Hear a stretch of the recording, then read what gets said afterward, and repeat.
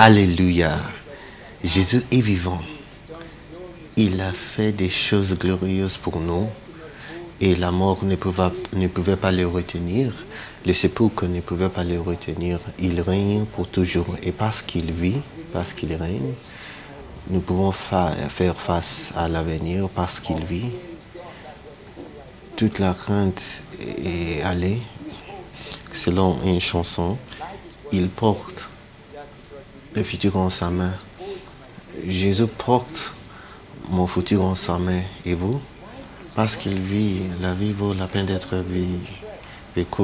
Il y a quelqu'un, vous vous sentez déprimé et vous vous sentez pourquoi la vie? Mais parce que Jésus vit, vous pouvez faire face à l'avenir. C'est quand votre vie n'est pas dans sa main que vous le manquez. Il ne veut pas que vous le manquiez. Il y a un bon plan pour votre vie. Il y a quelque chose de bon à l'autre côté de votre problème. Maintenant, il y a un bon témoignage pour vous. Ne le laisse pas mourir. Il y a l'espérance pour l'avenir. Il y a une raison d'être vivant. La parole de Dieu, ce n'est pas sa volonté que personne périsse, mais que tout soit sauvé. Parfois, c'est à cause de la vie qu'on se sent si mal. Mais dit que mon plan pour vous sont bons et pas mal pour vous donner un futur.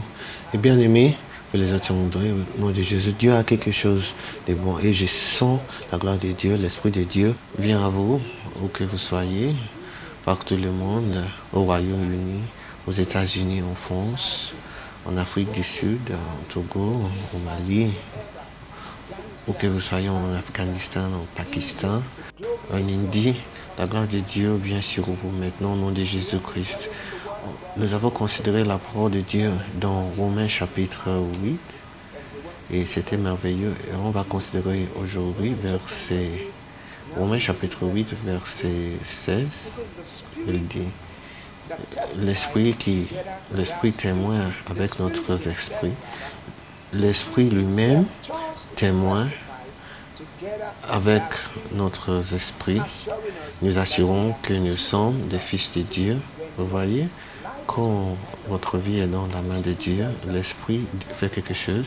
Il témoigne, il vous dit au-dedans que vous êtes un fils de Dieu, que vous n'êtes pas ordinaire, qu'il y a quelque chose d'extraordinaire de votre vie quand vous avez reçu le Seigneur Jésus en votre vie. L'Esprit de Dieu, il entre au-dedans et c'est ce qui témoigne et vous dit que vous êtes un fils de Dieu. Bien aimé, si vous avez donné votre vie à Jésus-Christ, ne laissez personne vous dire quelque chose de différent, mais demeurez sur la parole de Dieu, sur le premier de Dieu.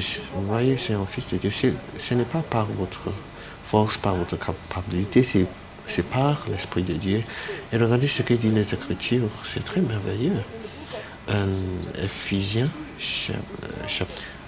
il nous dit que nous sommes sauvés par la grâce, par la foi. C'est par la grâce, bien aimé, c'est par la grâce. Jésus a payé le prix, il est mort sur la croix, c'est lui qui a supporté expérience horrible pour nous donner la vie. Et il dit que la vie en abondance, qui n'a pas de limitation, qui nous donnait des promesses merveilleuses sur la terre. Il dit que l'Esprit lui-même, il témoigne avec notre esprit, nous assurons que nous sommes fils de Dieu. L'Esprit de Dieu témoigne avec. Il nous assure. Il y a quand vous vous sentez condamné, en ce même chapitre, verset 1, il dit que si nous sommes en Christ, il ne faut pas avoir cette condamnation. Il dit, il n'y a donc pas de condamnation pour ceux qui sont dans Jésus-Christ, qui ne marchent pas selon la chair, mais selon l'Esprit. Selon King James Version, il n'y a pas de condamnation. Si vous avez donné votre vie à Jésus-Christ, il n'y a pas de condamnation maintenant pour vous. Pour ceux qui sont dans Jésus-Christ. Les gens sont condamnés en leur cœur parce qu'ils n'ont pas donné leur vie à Jésus. Je peux le dire encore et encore. Il n'y a pas de choses plus grandes qu'on vit en Jésus-Christ. Il n'y a pas de messages de plus grands. Il n'y a pas de nouvelles les plus merveilleuses que Jésus est venu, il est mort et il a répandu son sang pour le pardon de nos péchés et il est ressuscité pour nous donner la vie éternelle. Il nous a donné une vie glorieuse. Bien aimé, cette vie est à vous.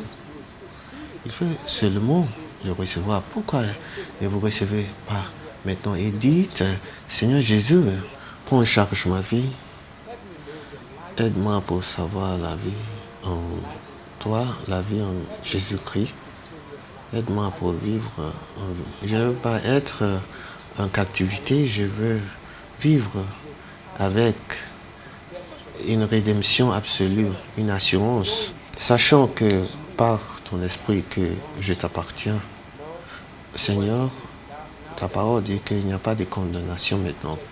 Je rejette la condamnation, je reçois la vie. Sois mon Seigneur, maintenant et toujours, et pour toujours. Je te reçois encore et je donne ma vie encore. Je te le redonne. Règne en moi. Merci Seigneur pour m'avoir ceci. Au nom de Jésus, Amen. Je crois que quand vous avez prié cette prière, quelque chose s'est passé. La Bible dit que celui qui demande, il reçoit.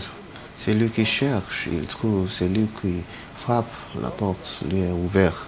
Et si vous lui demandez, vous recevrez. Si vous le cherchez, vous le trouverez. Si vous frappez, il vous ouvrira la porte.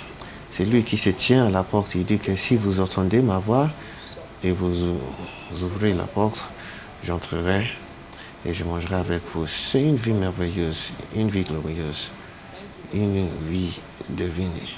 Merci de nous avoir suivis.